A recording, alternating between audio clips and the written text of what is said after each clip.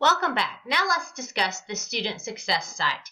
This site provides resources to make your transition to online learning easier. There's two places you can go in your course to access this site: from the drop-down Student Resources menu and from your course information widget. In this site, you will learn how to navigate your course, turn in assignments, check your grades, and information about Office 365. Office 365 is offered to all Georgia Virtual School students. You are allowed to download it for free on up to 5 computers or devices. With Office 365, you have access to Word, Excel, PowerPoint, OneNote, and Outlook. You also are provided with OneDrive storage, which I strongly encourage you to use this semester to save your assignments. If you save your assignments in OneDrive, then you will have access to them on any machine that you work on, whether it be at school or at home.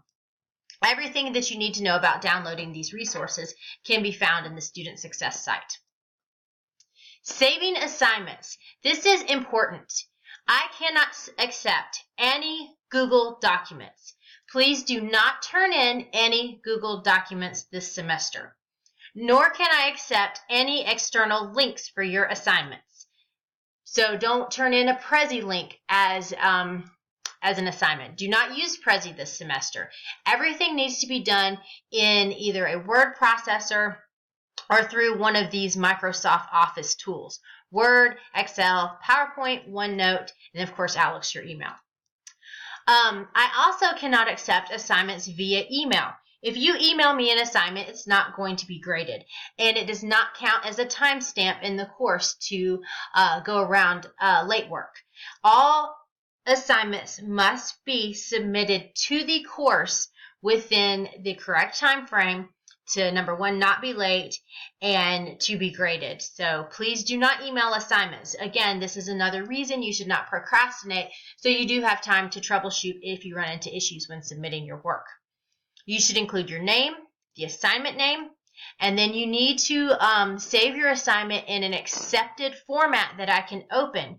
Here's a couple of examples. If I cannot open the assignment, then I cannot grade it, and it's your responsibility to have your work saved in accepted format prior to the benchmark due date.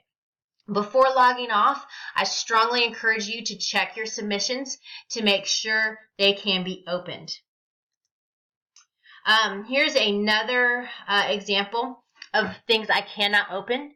Do not submit Pages files, Keynote, Publisher. I cannot open those. Please do not submit them. They will not be accepted, and you'll have to redo your work and possibly incur late penalties.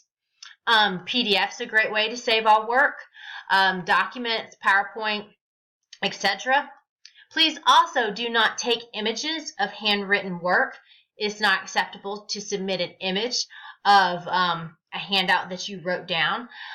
You need to, again, use a word processor, so do not write your work and take pictures of it. And then again, no Google Docs. So assignments that are submitted in an incorrect file type will not be graded. It's your responsibility to ensure you've submitted your work correctly prior to the benchmark due date. Again, I cannot stress this enough, do not email assignments. Towards the end of the semester, Dropbox will start to close, and you won't be able to submit to them. That does not mean email the assignment. You have to follow the guidelines for submitting work and submitting late work in order for it to be graded. Academic honesty.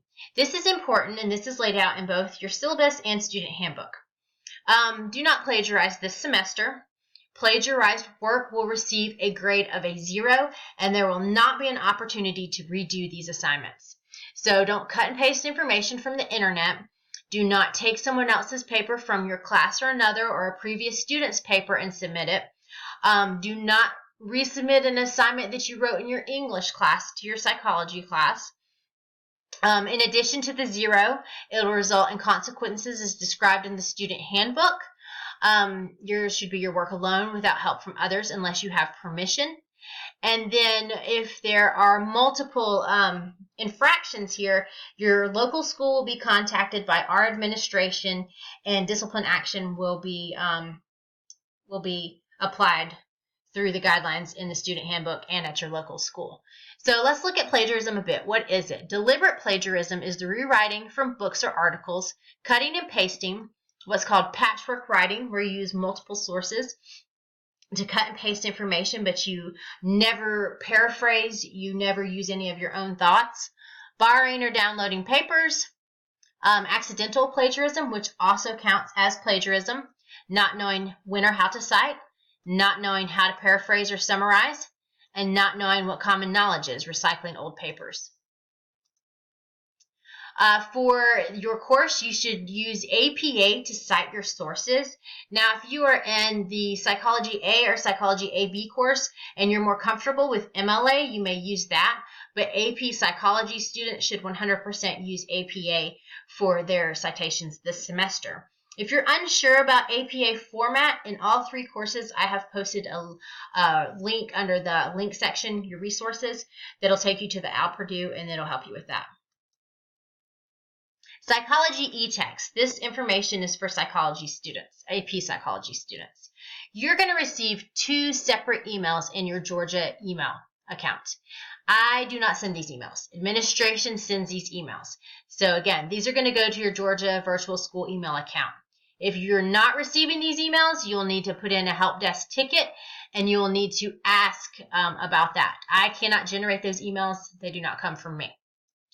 One email will contain instructions for downloading Lock Lizard, and the next for viewing the eText on the web. Now, once you access your eText and have downloaded it, take that PDF file and save it to your OneDrive. This will prevent you from having to download that text every time you need to read it, and you should be doing that often, so you want to make it easily accessible. Here are 2 quick notes that apply to the Windows users who are downloading this eText. When you're extracting the zip file, right-click on the zip file and select Extract All. And if you're trying to license your software and nothing happens, it's likely a firewall issue. So disable your firewall, restart your computer, then you can apply the license and restart the firewall. So AP Psychology students, get that eText downloaded and save that PDF so you don't have to try to access it from the web every time. Have questions. So throughout the semester, you're going to have some questions about where is something on the site, policy, things of that nature, how to apply for an extension, things like that. So there's a number of resources available to you in the course. You can click on Help on your student homepage, and from there you can find the student success site we talked about a minute ago, as well as the student handbook. Make sure you're familiar with the policies and procedures in the student handbook. And again, I cannot break the policies and procedures in the student handbook, so please do not ask me to do so. You can also find questions or answers rather to some of your questions by reading your daily news in the course. So when you log on under your classroom bulletin board, you will see news items. Check these news items for information about assignments, information about maybe remediation, or just general information. If I'm out of the office one day or a meeting is canceled, that will be posted in your news. Also, check your Georgia Virtual School email. As a student, in addition to using it for corresponding, you should also be checking it daily from information from myself and administration.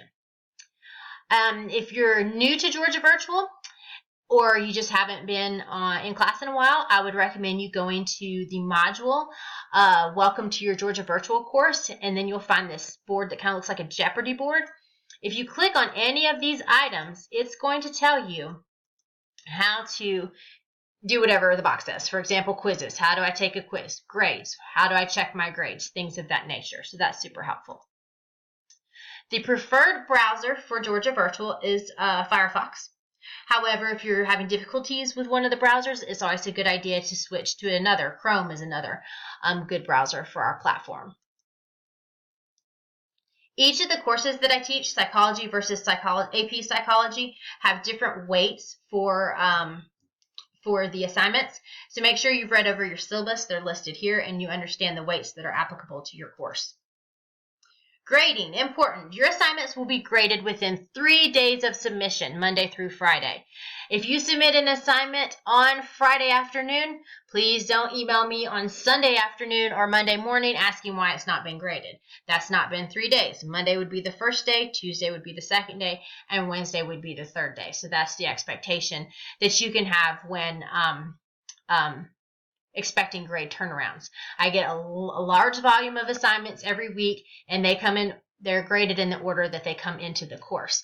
And so, especially for those of you who receive a 0, after due date, if you submit late work, the late work's gone to the bottom of the grading after all the work that was submitted on time. 0s are entered on Thursdays following the benchmark due dates. Review your feedback that I leave for quizzes, discussions, and assignments. In addition to explaining your grade, your feedback will also provide you with resources. Sometimes you'll get audio feedback. Sometimes you will get written feedback. Sometimes you'll get a video to enrich your learning or an image or something of that nature. So please make sure you're doing that. After reading your feedback, if you still have questions, don't hesitate to contact me and ask. Okay.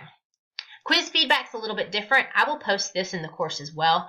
The way you access the feedback's a little different than assignments and discussions. Brightspace is offering help sessions, or administration runs these. These are extremely helpful for learning how to navigate your course and learning about the platform. If you have not attended one and one of these times works for you, I would strongly recommend attending one of these sessions. Instructions for entering the Brightspace help sessions are posted in the student homepage. And here they are as well. So remember, I'm here to help you be successful this semester. Don't hesitate to contact me should you have questions, again, through email or calling me on my Google Voice and leaving a message. Email is probably the best way to contact me. You'll get your response the quickest that way. And so I'm looking forward to fall, and let's have a great semester. Thank you.